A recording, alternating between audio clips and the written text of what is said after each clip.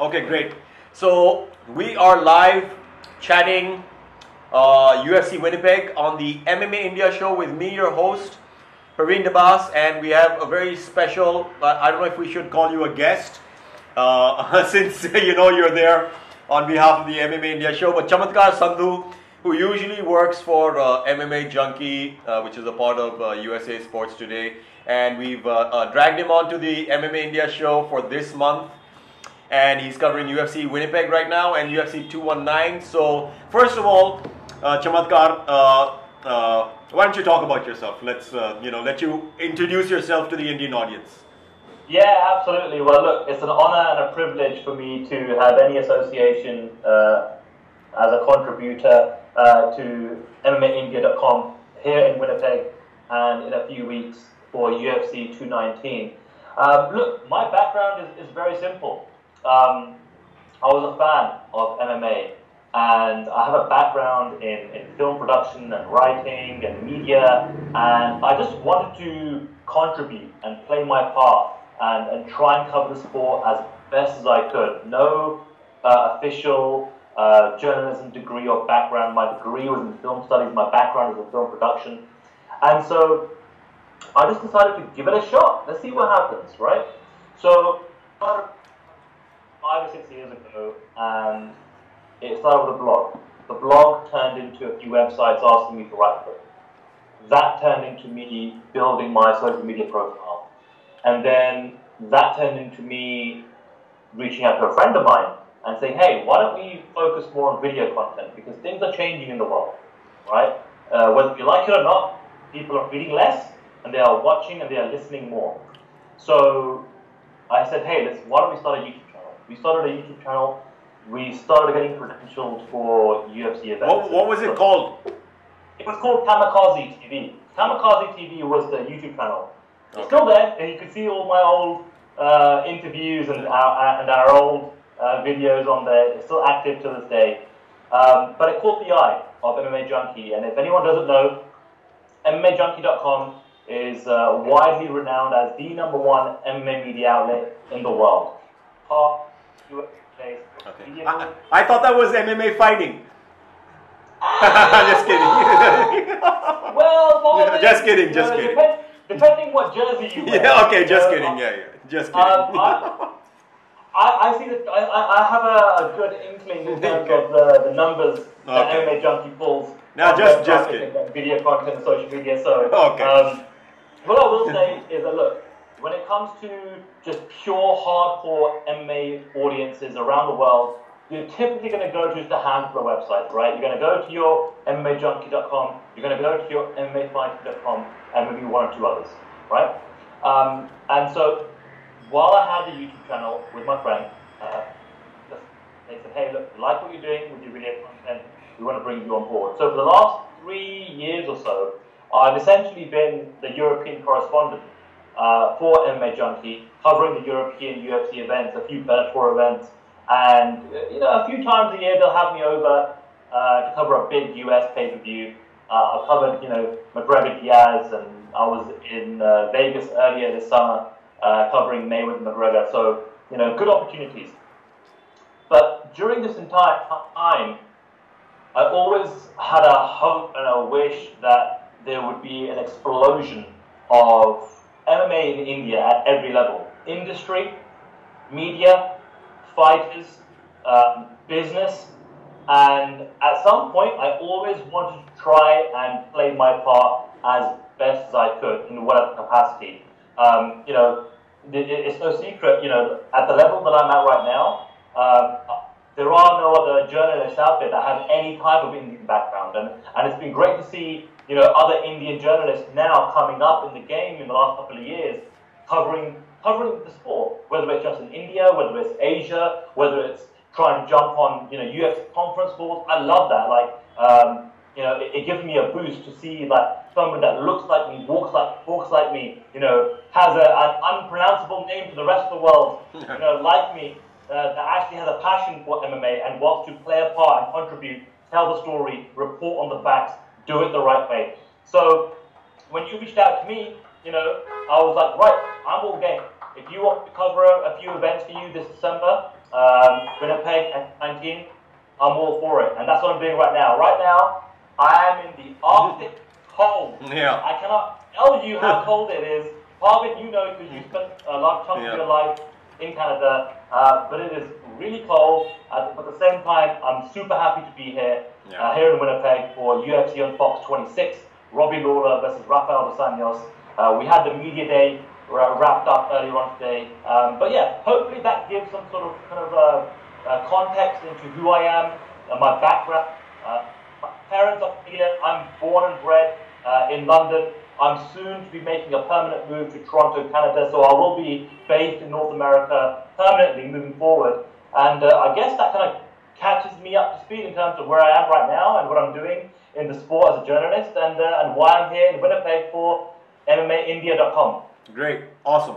Now, welcome aboard for the month, and getting down to the fight now. Apart from the cold, which believe me, I know how cold, and it's hard to describe to anybody. That becomes a factor in everything you're doing.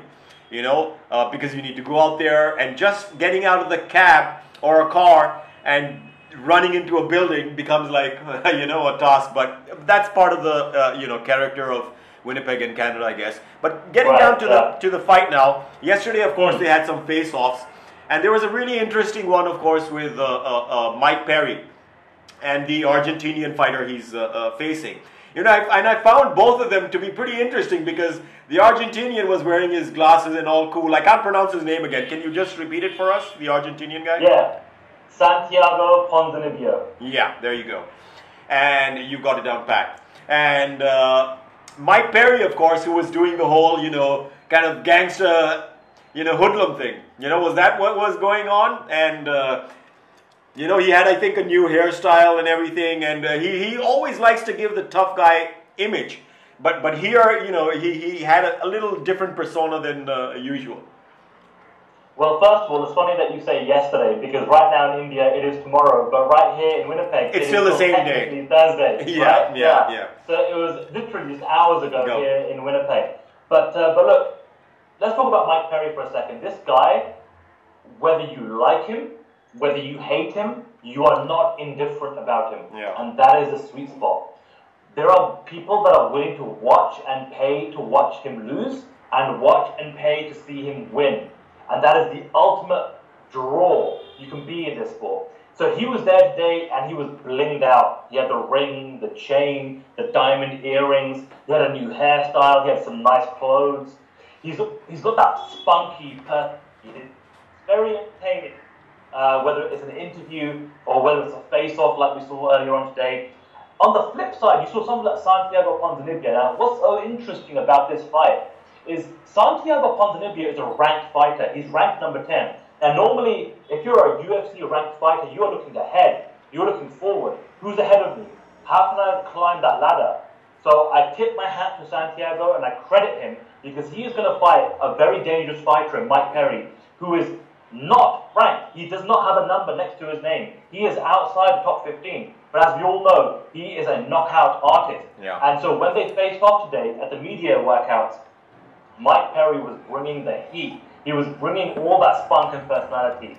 He was trying to say all sorts of things to Santiago Ponzinibbio to get under his skin. And to Ponzinibbio's credit, he was pretty sharp today, I have to say. He had the shades on, the nice blazer, and he was kind of absorbing what Mike Perry was saying to him, and he was simply just smiling it off, laughing it off. So it's interesting to see if Mike can, tomorrow, during the official weigh-ins and the ceremonial weigh-ins, maybe add to what he's trying to do here, because this is always the fight before the fight, to try and get into your opponent's mind, right, and play the mind games and psychologically beat them before they actually enter the octagon. And like I said before, in terms of just value for money, it's that box. But yeah, he was definitely the highlight of today's media workouts. He was the highlight of the face-offs. If you look at all the numbers and the metrics, the engagement levels, the clicks, the views, the retweets, and the re-engagements, is all about the Mike Perry, Santiago Ponzinibbio face-off, and it's all due to Mike Perry. Yeah, I agree. He is quite a character, and I remember just after Darren Till had his win, he and Mike Perry had that thing going, across the cage, which was pretty interesting. But of course, that fight never came about. And who did Santiago just beat? Because I remember watching his fight. Yeah, so Santiago, I was at that fight. It was Glasgow this past July. Yeah. Santiago Ponzinibbio beat Gunnar Nelson. Exactly. Fame. Yes. And that was a big win. Yeah. Main event, Glasgow. You beat one of Conor McGregor's teammates. Yeah. In the main event. Yeah. Santiago Ponzinibbio, Argentinian. There's not too many Argentinian fighters in the UFC. So that was huge for him. And now he's going to try to parlay that by knocking off not a ranked opponent, but an opponent that has some name value as we head into 2018. Yeah, and Gunnar Nelson actually had a lot of momentum going for him until it got stopped by Santiago. Now, Mike Perry also, I think his only loss in the last couple of his fights was it Alan Joban who beat him? Yeah, so it's interesting to see like how Mike Perry has navigated, I suppose, in the last kind of couple of years, because I remember being in Manchester literally last October where he wiped out Danny Roberts, and that was a brutal whooping he put on Danny Roberts, who incidentally enough also on the card, right? But Mike Perry, he should be ranked in the top 15. The only loss that he has on his record, the one loss, like you mentioned, is Alan Joban. And that took place almost a year ago. It was December of last year. It was UFC on Fox, Van Zandt versus Waterson. And, look, apart from that one blemish on his record, if you look at his resume, it's knockout after knockout after knockout. He is an action fighter. He is not the kind of fighter that will go to decision. And, you accompany that with the kind of personality that he has. Yeah. That's money. That is money in the UFC. So, Santanu is asking us, Santanu Roy, do you think he's going to knock out Santiago? What do you think is your, let's say your magic ball? What does it say? Do you think he's going to knock out Santiago? It's such a hard fight to call because I've actually been really impressed with Santiago Ponzinibbio. Yeah. Even today, just seeing how he dealt take it in his stride, and he didn't seem to be shaken by it. And when I interviewed him, and the interview will be on the MMA India YouTube channel shortly, later on today, check that out. I asked him and I said, look, why did you take a fight with somebody that isn't ranked? Why did you not play the game like every other fighter is playing right now? And looking ahead, trying to get a top 5 opponent so you can climb that ladder and hopefully get to a title shot. And this guy, Santiago, I swear to God, he is a fighter's fighter. He said, look, everyone's talking about Mike Perry as being this big knockout artist, being this dangerous fighter. I'm going to prove that I can take on anybody, anytime, any place. So I tip my hat to Santiago because for Mike Perry, it's like big box in America, that's going to do wonders for him, and it's going to really make a statement for him in the welterweight division. It's kind of like when Cub Swanson said yes to fighting Artem Lobov, because Artem Lobov was talking a lot and being the tough guy, and Cub Swanson said, okay, all right, you want to be the tough guy? Let's see who's the tough guy. So, exactly. Kind of like that. Now, coming to Glover Teixeira, he was out for some time. Now, he has also fought for the belt, of course, against John Jones. And he is somebody who had a lot of potential, had a lot of steam. They kind of got waylaid in between, and is now trying to make a slow comeback. So what do you think about that fight? And, what was the energy between both of them? Yeah, this is interesting because Glover Teixeira and Misha Cirkunov, I was at that fight in Stockholm in Sweden earlier this year. Both of those guys were on the exact same card. Misha Cirkunov got knocked out in 28 seconds by Volkan Ozdemir, who is now going to be fighting Daniel Cormier for the light heavyweight championship in Boston on January 20th. Glover Teixeira was handily beaten by Alexander Gustafsson. Yeah. If anybody remembers, it was uppercut, and then he was out.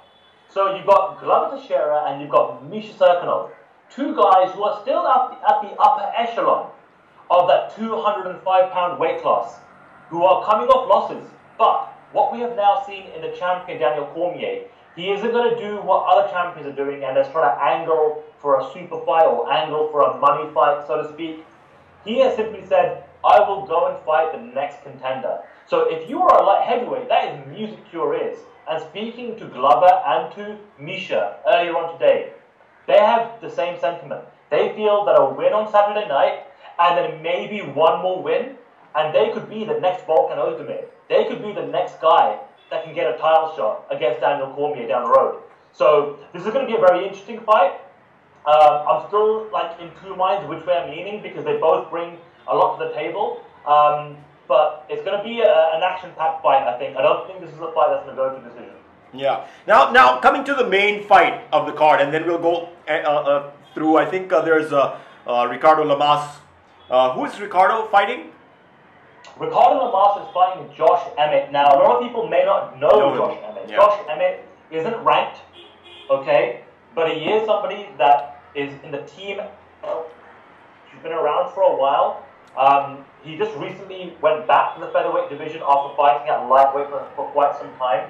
The backstory here is Ricardo Lamas was supposed to fight Jose Aldo, and as we all know by now, the UFC picked Jose Aldo to fight Max Holloway in Detroit a few weeks ago, and then in his place they put Josh Emmett. Now, again, it's such a tough position for Ricardo Lamas, and I was speaking to him about this today, and again, you guys, make sure you go onto the MMA India YouTube channel to check out the interview later on today. I said to Ricardo... It'll be up really soon, very soon, right after this, yeah. And I spoke to Ricardo and I said, look, I feel for you. This is a tough spot because you're ranked in the top 5. And you're almost forced to take an opponent that has no ranking. Isn't really going to do much for you other than give you another payday, give you a paycheck. And on the flip side, I spoke to Josh Emmett, and Josh is talking about this being his Rocky story. Yeah. He has been picked from obscurity, and he's thrown in there with one of the best in the division. And for him, if he can beat Ricardo Lamas, he could potentially go from being having a top 10 fighter over time. So again, fascinating storyline, and lots at stake in that fight as well. That's a co-main event. Yeah. Now, Ricardo seemed a little, not as usual. Usually when you look at him, he seems a little more aggressive and fired up. But here he seemed a little casual. Did you read the same? Did you see any kind of... Do you think it was like, I'm taking this fight, against... it's a step down for me, but, I'm doing it. Did you... Like exactly what you're saying, Did you read anything in his body language which might... spell a little something less than a fully confident Lamas? You know what? I don't think I did. If anything, when I had 5 minutes alone with Ricardo Lamas, I actually sensed a very determined character in him.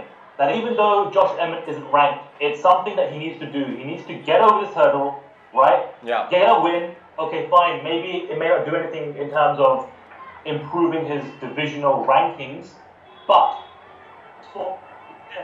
is something like Brian Ortega, who has a lot of momentum coming his way, get a big win over Cub Swanson. Yeah. Now, the talk amongst the general consensus in the MMA community is, okay, Brian Ortega won, and now if Ricardo Lamas can beat Josh Emmett, that is a natural next fight. And that could even be on the same card as Max Holloway and Frank Edgar. So if Ricardo Lamas beats Josh Emmett, you would think that the UFC matchmakers would set up Ortega versus Lamas as the next number one contender for the UFC Featherweight Championship. Yeah. Now, a couple of more questions before we get to the... now, Sandhu Roy is also asking about the Tim Elliott and Pietro fight. I think Pietro has taken this on 3 days' notice. So... Yeah, I mean, this is crazy. Pietro Menga, for those that don't know, he has an amazing record. He was actually about to sign up for the new season of The Ultimate Fighter, And God bless him. Thankfully for him, he got this opportunity to become a member of the UFC roster without having to go through 6 weeks of living in the Ultimate Fighter house. He's got a lot of swagger, great personality, and a great record, and a great, exciting fighting style to back it up. But having said that, Elliott is no joke, and for Elliott to be his kind of first step into the UFC on short notice, I still don't know how I feel about that. It's going to be a tough fight for sure. You would think that with a full camp that this would favour Elliott, but Menga, again, many people don't know about him, but he has all the qualities of potentially being the next big thing in MMA. So we'll see how things play out on Saturday night. So now also Anup Nair is asking, there are rumors about, of course, this is getting away from the UFC Winnipeg card, but there's a rumor about Colby and Woodley coaching the next season of Ultimate Fighter. Have you gotten any confirmation on that news? Have you gotten any confirmation on that news? Is it a rumor, or have you heard anything that might confirm that? What I can say as of right now, that it is still just a rumor. What we know for sure right now is that Tyron Woodley seems to have a shoulder injury that's going to require some surgery, which will put him on the shelf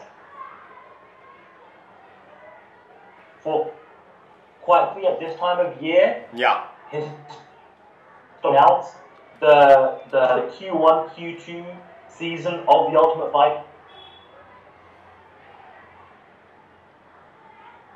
Just a record to say, get the next title shot, and yet we could hypothetically, in the next 48 to 72 hours, have an announcement from the UFC that Tyron Woodley and Colby Covington are going to be coaching the new season of TUF, and then potentially meeting in a title fight next summer during International Fight Week in Las Vegas. This is the modern day UFC. It's hard to take precedence, as strong as oak these days. But that's the narrative coming to this card. Apparently, the winner of Lawler RDA will get the next title shot. Tyron Woodley hasn't been as convincing as to kind of decide that. And then there's rumours now coming out about the Ultimate Fighter, Tyron Woodley's shoulder surgery and the injury he suffered, and give credit to Colby Covington. He's making noise, he's doing the right things, he's calling his shot.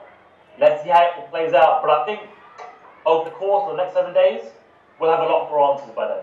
Great. Now, coming to the final fight. Now, I'm a big fan of both Robbie Lawler and Raphael. They're very different, of course, in their approaches. Robbie, when you see him on like Embedded or even at the Face-Off, he seems like such a family guy. He's fishing, very gentle with his son, his wife, and even here, and even at the last Face-Off, I remember, he's almost like, okay, I got to do this, so I'm going to do this. Standing, he just sometimes doesn't even put his hands up. But when he comes into the ring, there is almost no other fighter with as much aggression, as he does. Now, all you have to do is go back to, I think, his fight with Johnny Hendricks, where it had ended, but he was still like almost stalking him. And even the Rory McDonald fight, even the Carlos Condit fight, where he just refused to give up. Now, of course, the fight he had with Rory McDonald was like one of the best ever.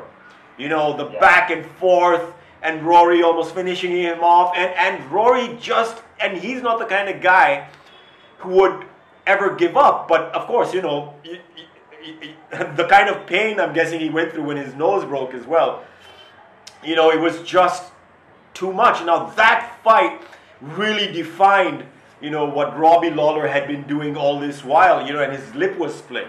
So it's such a different persona when you see this guy just walk through that octagon as opposed to outside, which is great because, you can't, not everybody can walk around being, or should be, it is a job at the end of the day.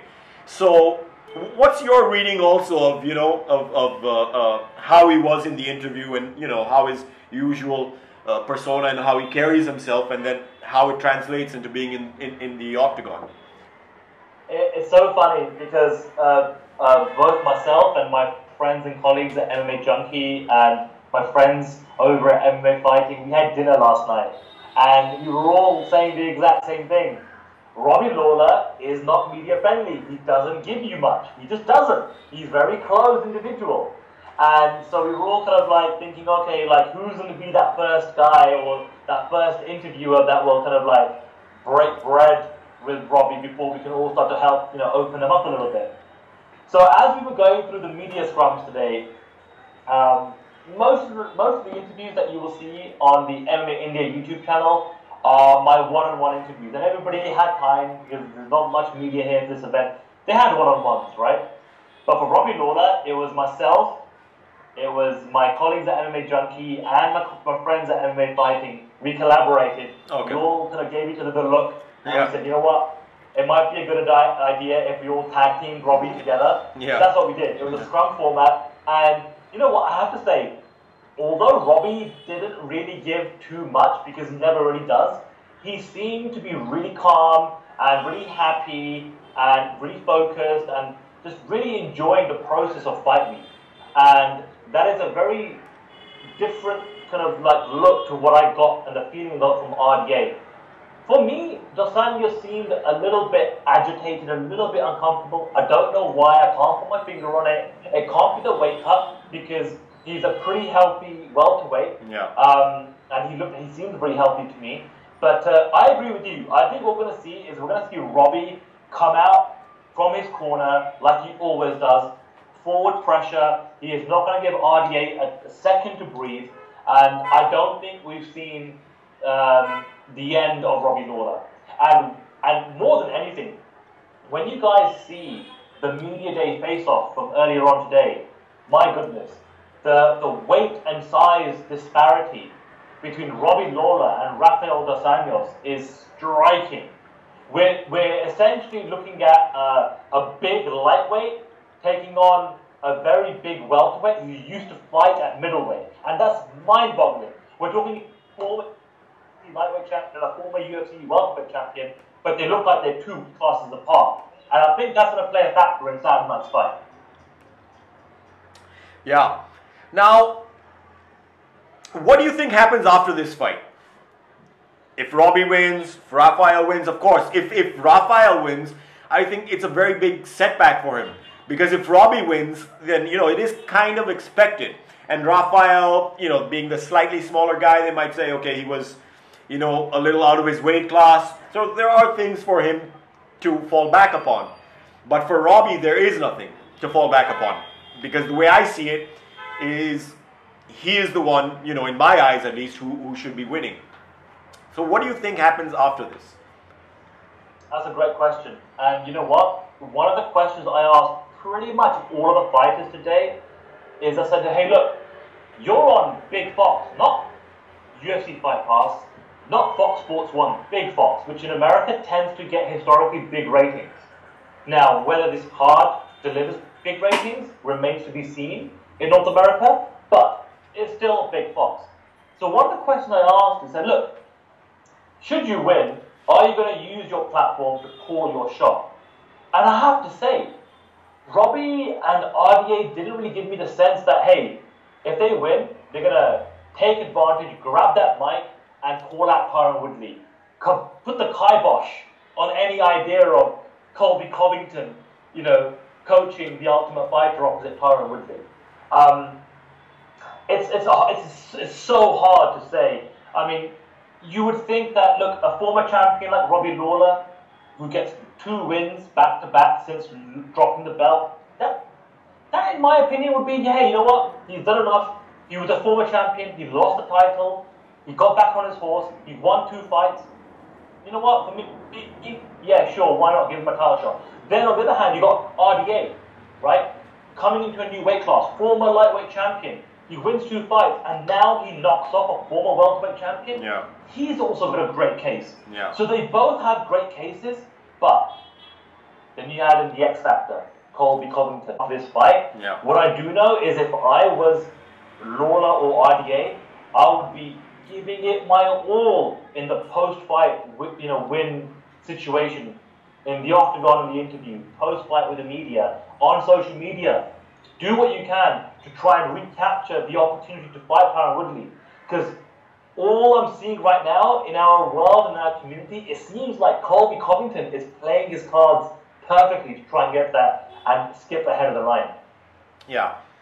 Because there are other guys, again, in the division who are still there, like Stephen Thompson just had the win over Jorge Masvidal. I'm a big fan of Jorge Masvidal as well because he's such like and we've spoken to him a couple of times. You know, his whole attitude is giving it his all the time. Stephen Thompson, of course. So these guys are still around as well. So and Tyron Woodley, of course, the way he beat Robbie Lawler, of course, he's not been able to replicate that again in any of his fights. But it's a very interesting division now, again. And of course, the shadow of George St. Pierre always looms, you know, of what's going to happen when he recovers from his colitis.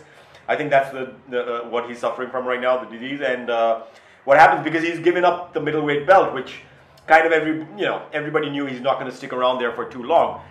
Is he going to come back? Is he not? What does it do to the division? So it seems like it's a really interesting division right now. Yeah, I agree, and it's fascinating because Tyron Woodley, he's been chasing that GSP fight because we all know that's a big money fight. The numbers just don't lie. Yeah. See what GSP does next because he's let go of that middleweight championship, so he has no obligation anymore to that 185-pound weight class. So if you're GSP and you first of all still want to fight, what makes sense? Okay, so you could go back to welterweight. You could reclaim the championship that you never technically lost. But what I think and what a lot of my colleagues in the media think will happen is he'll take some time out, like you mentioned. He is suffering from colitis. He'll get through this period. Hopefully by then, we will have some sort of resolution to the Conor McGregor saga, so to speak. I think at some point in 2018, my big, bold prediction for next year is that we're going to see Conor McGregor versus George St. Pierre, and I think it will happen at the latter end of 2018, maybe November, maybe Madison Square Garden, maybe Las Vegas, maybe in the Bell Center in Montreal, Canada. But I think that is the biggest fight the UFC can make next year, and given the context of entering the final year of their TV distribution deal with Fox Sports and then negotiating potentially a new deal, it has to be all guns blazing in 2018 for the UFC, and GSP versus Conor McGregor is hands down easily the biggest fight they can put on. I totally agree, and that is such a big fight. You know, you can get goosebumps just thinking about it right now, watching those two. And Sandhu had a question. I'm just going to bring that in again because it was related to Conor McGregor.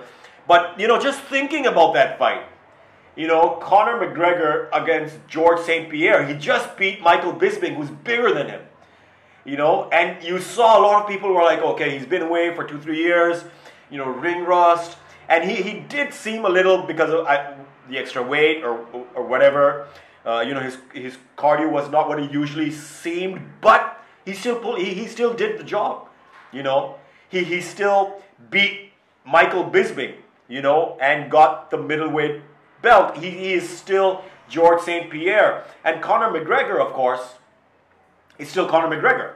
You know, he is the guy to beat still. And that matchup, like you said, is the fight to make. And according to me, you know, Conor McGregor can very easily make welterweight, like we saw against Nate Diaz. I think that whole talk of, oh, you know, it's outside of his weight class and Nate Diaz is a monster.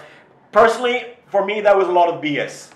You know, because, you know, we realize that there's a certain amount of marketing which they need to do around somebody to build him up a certain way.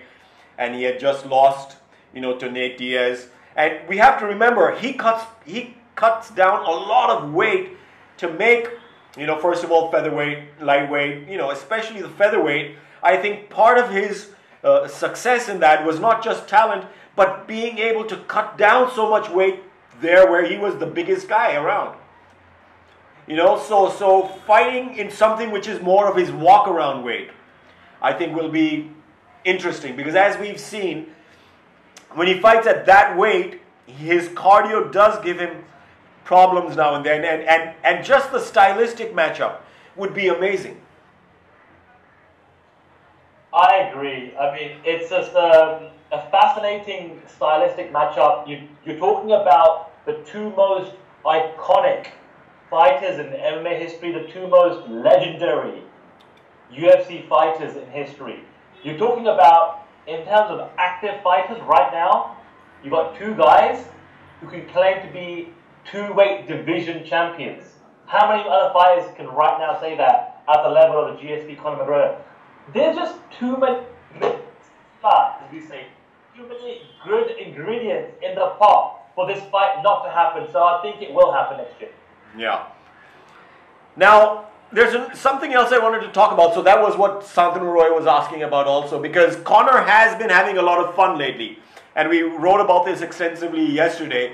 You know, the whole thing with with Mark Goddard in the Bellator ring. And then, of course, the the Rita Ora thing was, of course, more of a, just having fun. And, I think it was more of, they knew what they were doing. These they're very smart people. Both Conor and Rita, they're very smart. They know how to, finger everybody a little and then move on. And, you've left this whole everybody going, oh, and she didn't say much, but it did create quite a big, so it was a lot of much ado about nothing, according to me. And people falling for what they were trying to achieve, and good for them. They're very smart marketeers. And then there was that whole alleged, run-in with the mafia, Irish mafia and everything, which was like literally out of a film. So he's had some interesting times, and he's made some good money, and like Dana White says. Now, of course, what Dana White said is according to me, more of what he was trying to do when he was negotiating with George St. Pierre, saying, oh, he doesn't want to fight. He doesn't want to fight. Now the same thing, because they're having, I guess, a tough time negotiating with Conor, saying, oh, he doesn't even have to come back. So I think it is more of a negotiating tactic more than anything else, maybe. What do you think? You know what? I think you have to put some credence into what you're saying there, Parvin. There's something to be said of an athlete, a public figure, cashing in on $100 million. He is the richest athlete, the richest to ever come out of mixed martial arts in our short 25+ year history, or whatever it is. We haven't seen anything like this before. We don't know how somebody like him would react when he gets this much money in the bank account. But we are seeing it for the first time right now. We're seeing it unfold in front of our very eyes.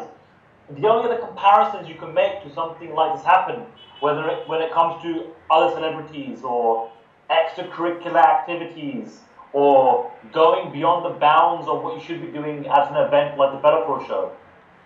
What are the comparisons we have? Rock stars, Hollywood film stars, Bollywood film stars.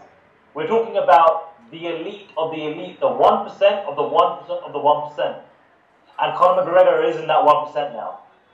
And I still feel as though he's got enough in him to want to fight again. I think there's way too still table for him to kind of like take before he calls it a day. Yeah.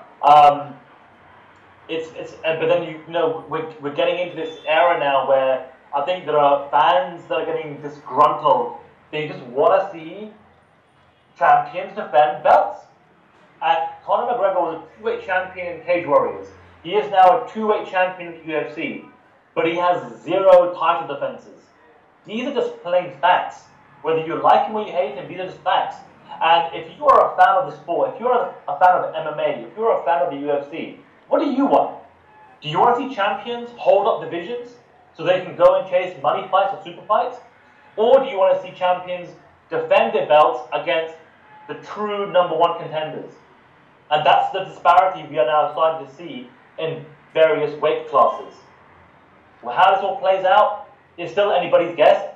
Hopefully, fingers crossed, what happen is Conor McGregor defend against Tony Ferguson, unify that lightweight division, and then after that, go and do the GSP fight, or go and do the Nick Diaz trilogy fight. Get another big payday. But at least for the time being, put some legacy into your lightweight championship history by unifying the belt with Tony Ferguson. I agree.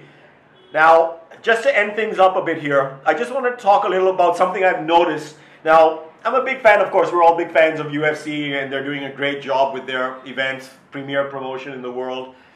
Now, but what I have noticed in some of these smaller centers is they can be a little sloppy in their, like I'll give you an example, at UFC Fresno, the press conference was basically they just put a little, they hung, I think, one of their banners up in the back, a very small space. There was no stage or nothing. And a couple of the guys came and gave interviews in front of that thing. Now, even here at the face-offs yesterday, the sheet they had was just hung over something in the back, rather than, properly like a board made in the back, which they usually do at their big PPVs and some of the other big events, if you know what I'm talking about. So it looked a little shabby. Now, why is it, do you think they take it a little easy sometimes on the smaller venues? Now, is it some local guys' fault? Because, like I said, it just looks a little shabby sometimes when you are always expecting the best out of the UFC. I hear what you're saying, and I think when a lot of people, a lot of fans, they think of the UFC, they expect 10 out of 10 every time. Yeah. 5 stars at every level. Social media, production, video, presentation, everything has to have rich production value. I get it, and especially when you start to see what happens at pay-per-views and versus fight nights and Fox Sports nights and big Fox nights and Fight Pass, there's levels to this thing. But I think there's primarily 2 things in here. On the one hand, I still think that the overhaul of WME-IMG owning the UFC and all the changes, we're still seeing that happen. We still just saw last weekend, a brand new UFC commentator make his debut. Yeah. Right? We're seeing so many changes. There are personnel behind the scenes in the UFC that are still being let go. There are new personnel being brought in, and it's still it's in a bit of a flux. That's the one thing. On the other hand, like has been well reported now, and it's a big story as we head into 2018. The Fox deal is coming to an end. Where do we currently stand? If Fox, behind the scenes, have made their best offer and the UFC declined it, why will Fox or Fox Sports pump any more budget into making any of these cards any more than what they should be? What is the long-term benefit for that? Right? So that's what I think we're seeing. We're coming to the end. I mean, if you look a couple of years ago, even these Fox cards, I know exactly what you're talking about. The lighting, the staging, the branding, everything was top-notch, and it's now starting to get a little bit, like you said, sloppy, a little bit quiet, a little bit lower on the production scale. But I think that's a culmination of where we're at right now with this Fox Sports deal, and it's coming to an end. Are they going to pump money? If behind the scenes right now, they made a deal today to lock in the UFC for the next 10 years, I guarantee you the next Fox show in January, you will see a complete 180, and you will start to see all the bells and whistles that you would expect from a richly produced television product. Great. So now that brings us to the end. So we are going to get a lot of great footage from Chamatkar while he's there in the UFC. Now the schedule now is, of course, they're going to have the weigh-ins now, right? Both the ceremonial, the official weigh-ins. Yeah, so tomorrow morning here in Winnipeg at 9 o'clock in the morning, we're going to have the official weigh-ins, which I'll be streaming on the MMA India Facebook page. Yeah. There'll be a live stream for that. There was a Fox Sports media luncheon with Woodley and Bisping, but unfortunately, and again, Parvin, we just spoke about this. Yeah, I hope that's not a budget cut again. Yeah. Exactly, who knows, right? But it was literally cancelled a few hours ago, so that's not taking place anymore. There will be the ceremonial weigh-ins that will take place later on in the day, which I think we're still figuring out, but maybe it'll be a Facebook live stream again for that as well.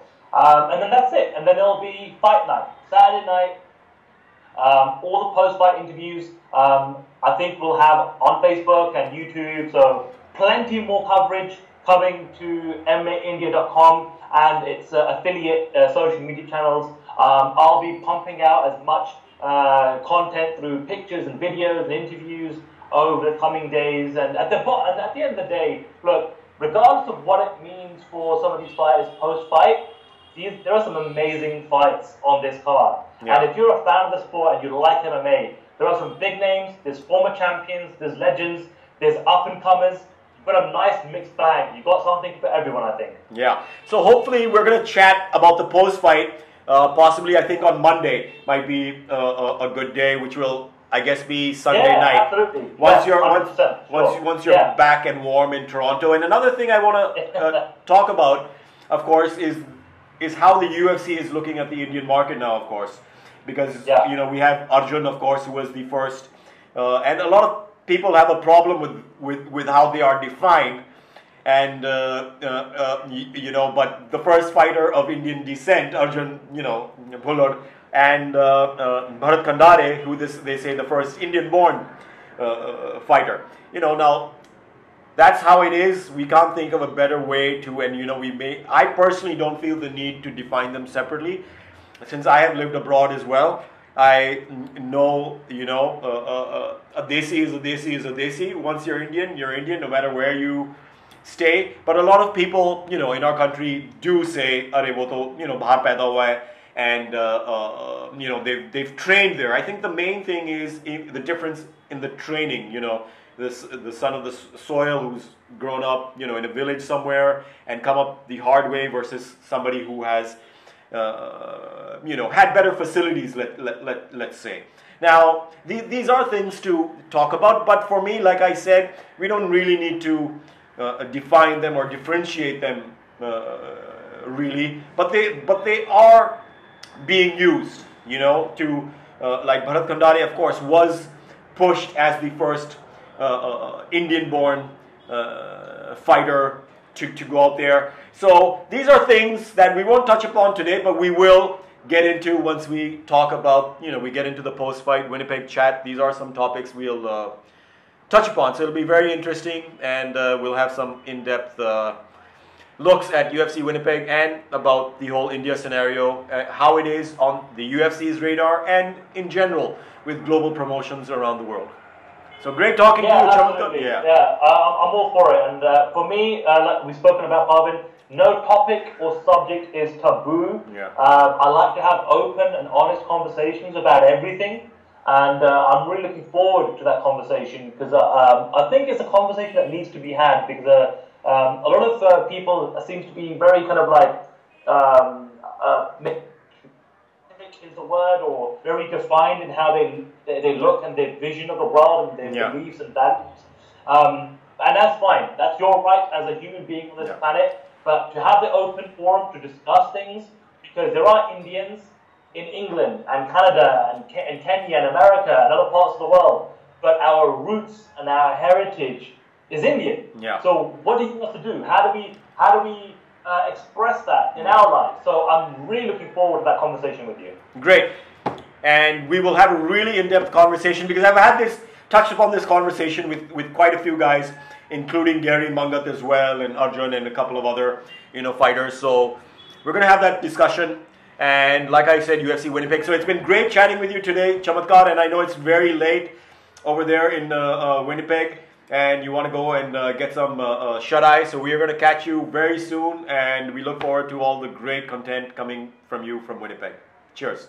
I appreciate it. Thanks a lot. Thank you so much. And that was me, Parvin Dabas, and Chamatkar Sandhu on the MMA India show. Thank you for tuning in, and we will see you again really soon. Cheers. Cheers, man.